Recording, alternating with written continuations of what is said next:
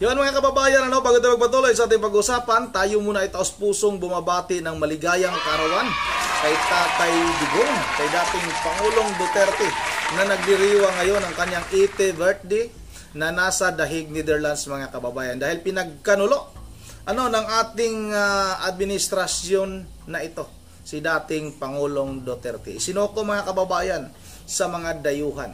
Wish natin na sana makabalik na sa ating bansa itong si dating Pangulong Duterte mga kababayan.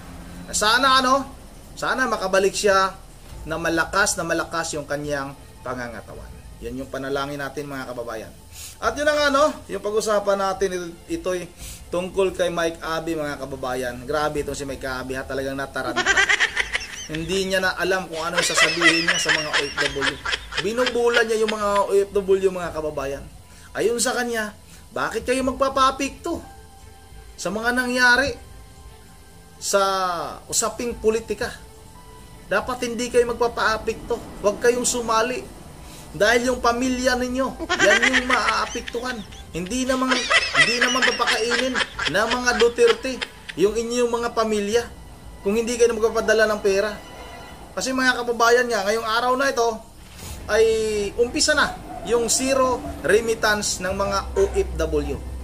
Titigil muna nila yung pagpapadala sa kanilang mga kamag-anak ng pera para nga bilang bahagi o pagpapakita ng suporta kay dating Pangulong Duterte na kinokondina nila ng ating mga kababayang OFW yung ginawa ng administrasyong ito.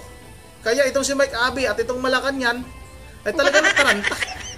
Kung anong-ano na lang yung mga pambubulang sinasabi mga kababayan. Akala ba nila yung mga kababayan nating mga OFW ay walang mga utak yan? Nakakarating yan sila kung saan saang bansa. Ibig sabihin, matatalino yan. Hindi nyo kayang bulahin yung mga yan. May sariling mga pananaw yan. May sariling paninindigan yan. Hindi yan katulad ninyo, Mike Abe, at kay Attorney Claire Castro, na mga wala kayong mga paninindigan. At halatang halata naman na ginagawa lang ninyo yan dahil nga sa nakukuha ninyo. O ano nakukuha ninyo? Kayo na yung bahalang humusga mga kababayan. Itong si Mike Abe dapat hindi na ito kasama sa mga nasa mainstream media. Nasa PTV4 ito mga kababayan.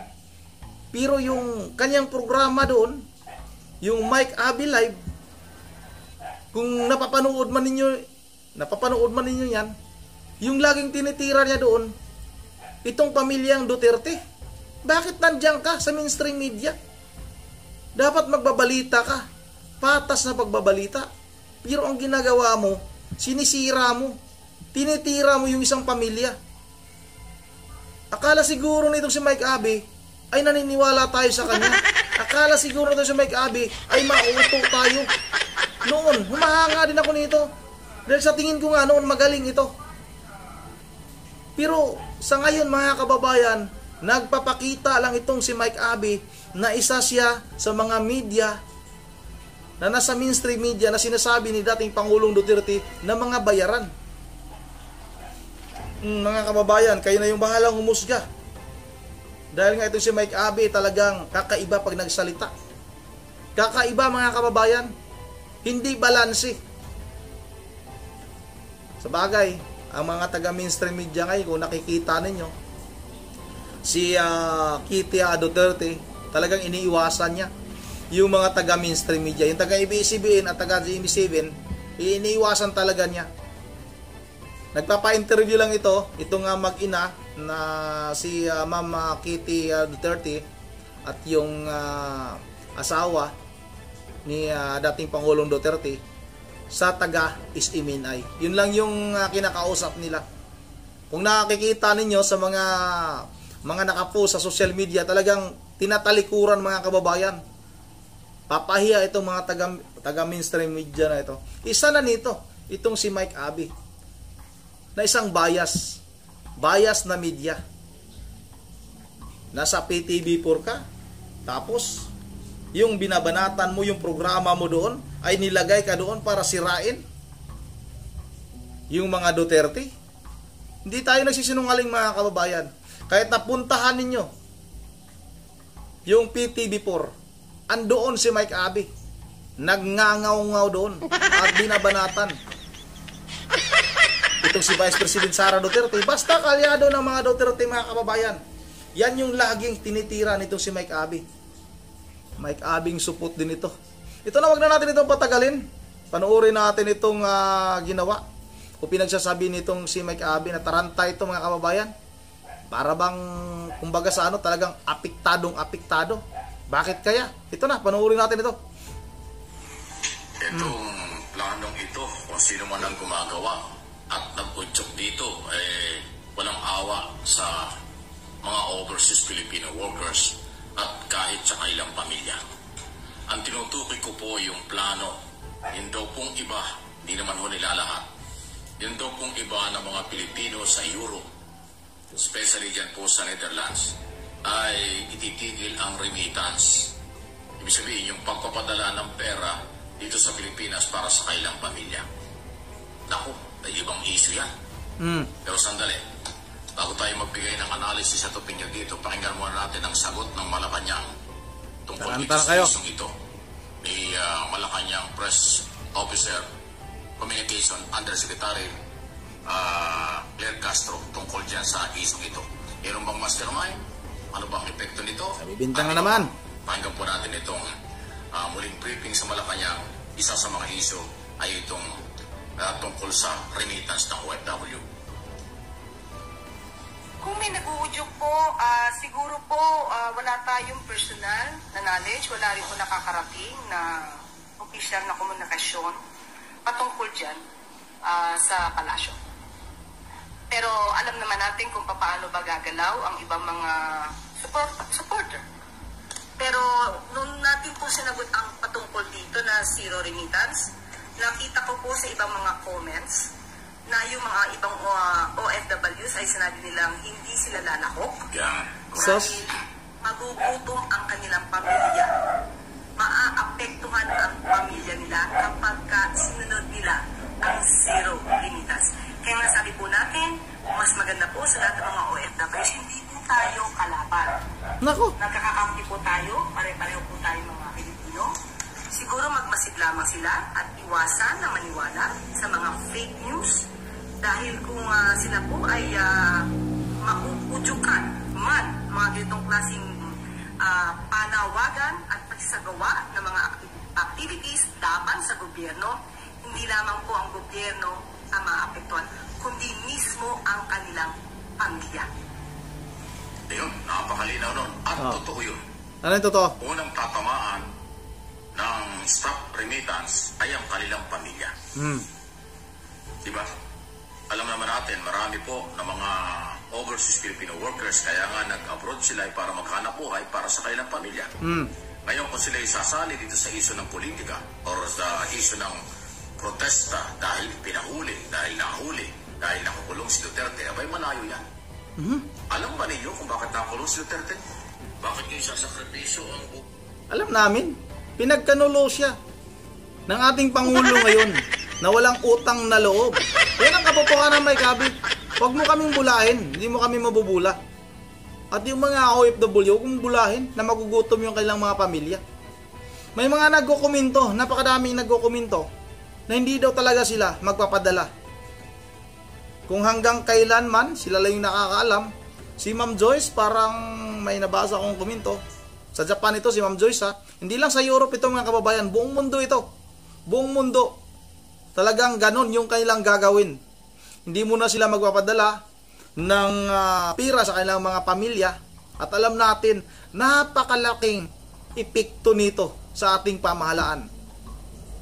Kasi nga mga kababayan, mamaya may papakita pa ako sa inyong video kung ano ba, kung bakit nataranta, bakit takot na takot itong pamahalaan na ito. At itong si Mike Abby, kung ano-ano na lang yung mga ginagawang sinasabi, magugutom yung kailang mga pamilya, maapektuhan, baka makakasuhan, kung ano-ano mga kababayan. Hindi talaga nawawala sa kanila yung mga pananakot. O ito, pagpatuloy natin. Saglit na lang ito mga kababayan. okay ng inyong pamilya? Kasi pag hindi kayo nagpadala ng pera, kayo magugutom. Tapos pag nagutom ang pamilya at nagkasakit, sisisihin ang gobyerno. Abay, anong kinalaman ng gobyerno sa gutom nyo? Kung yung OFW hindi nagpadala ng pera bilang protesta. So kung merong epekto ito sa ekonomiya, mas malaki ang epekto sa pamilya ng isang OFW. Tandaan nyo yan. Maging marunong po kayo. Marunong na marunong yung mga OFW, Mike Abby, huwag kang mag-alala. At saka, yung mga sinasabi, no, ng ating mga kababayan ng OFW, di magugutom niya kailang mga pamilya. Dahil sanay sila. Sanay yung iba sa gutom o sa hirap, mga kababayan. Hindi katulad ninyo dyan, na nasa pamahalaan ngayon, na talagang mayayaman kayo. Hindi kayo sanay sa gutom. May mga kuminto tayong babasahin dyan siguro mamaya, galing sa ating mga kababayang OFW. Kaya Mike Abby, yung sinasabi mo na magkakasakit lang kanilang mga pamilya, tinatakot mo pa na magkasakit. Baka sakali silang magbago yung kanilang isip. Hindi. Kasi may mga paninindigan yan. May mga paniniwala yan. Hindi katulad mo nga, uulitin ko lang, hindi katulad mong tao ka, na wala kang panindigan, traidor ka, balimbing ka. Yan yung katotohanan.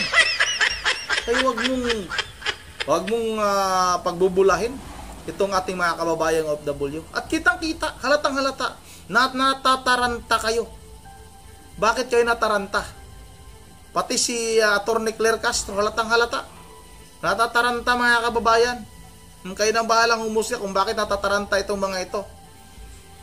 Baka pag walang remittance, itong ating mga kababayang OFW, baka mabutas yung kanilang bulsa mga kababayan.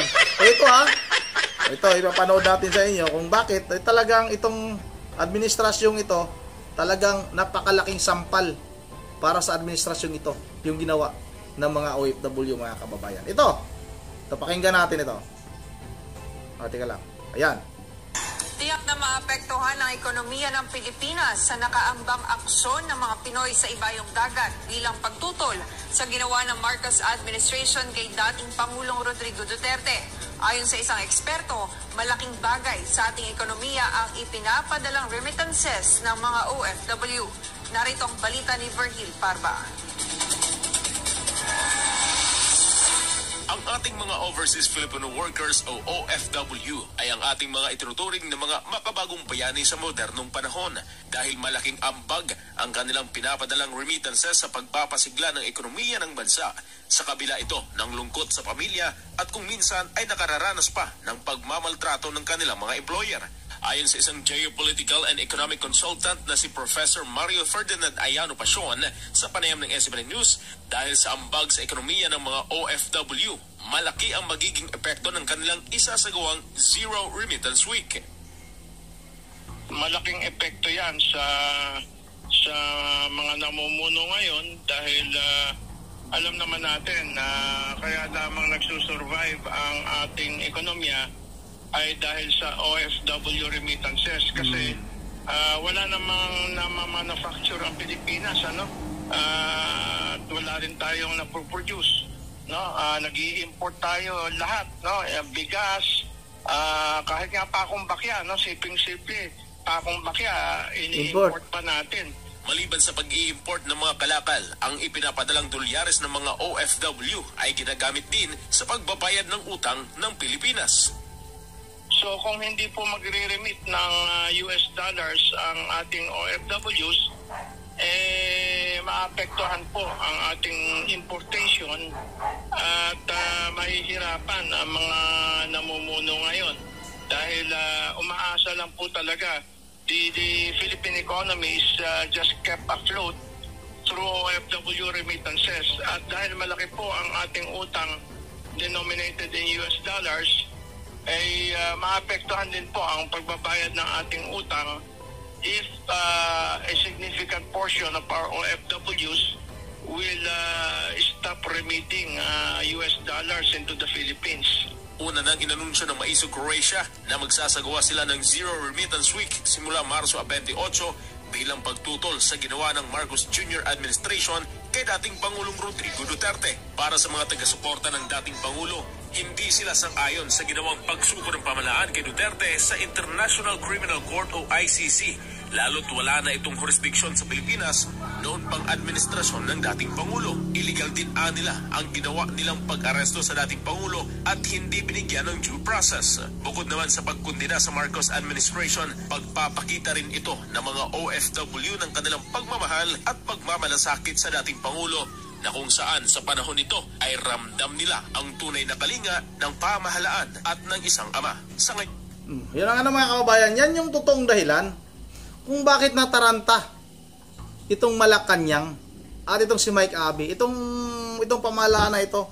Bakit yan nataranta? Huwag yung gawing dahilan yung pamilya ng mga OFW. Kunwari lang kayo, binubulan nyo, binubudol nyo na naman. Magugutom yung pamilya. Pag nagkasakit yung pamilya, anong palagay ninyo? Wala kahit paano, wala nang pambili ng gamot. Yung mga pamilya na nasa Pilipinas, yung mga OFW, grabe naman kayo. Ang baba naman ng pagtingin niyo sa mga OFW. Hindi naman kayo, o baka lang ha. O baka talaga, ang gusto nyo, magpapadala itong mga OFW dahil mapuputol din yung inyong, alam nyo na anong ibig sabihin ng inyong mga gaganong-ganon yan mga kababayan. Alam naman natin, lalong-lalo na mag-i-eleksyon mga kababayan, kailangan nila ng ganito para manalo, kasi tagilid na itong administrasyong ito.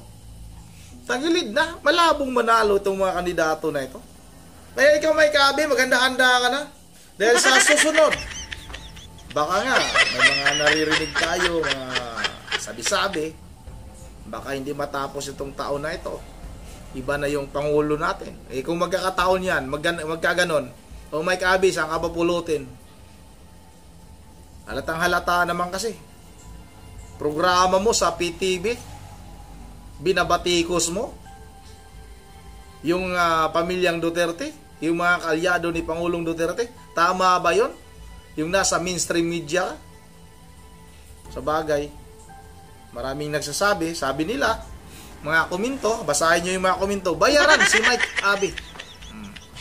Yun na, dito lang muna, no? At bago tayo magtatapos, ay mag-shoutout lang muna tayo. Ito, babasahin natin yung mga ilang komento para maniwala ka Mike Abe, ha?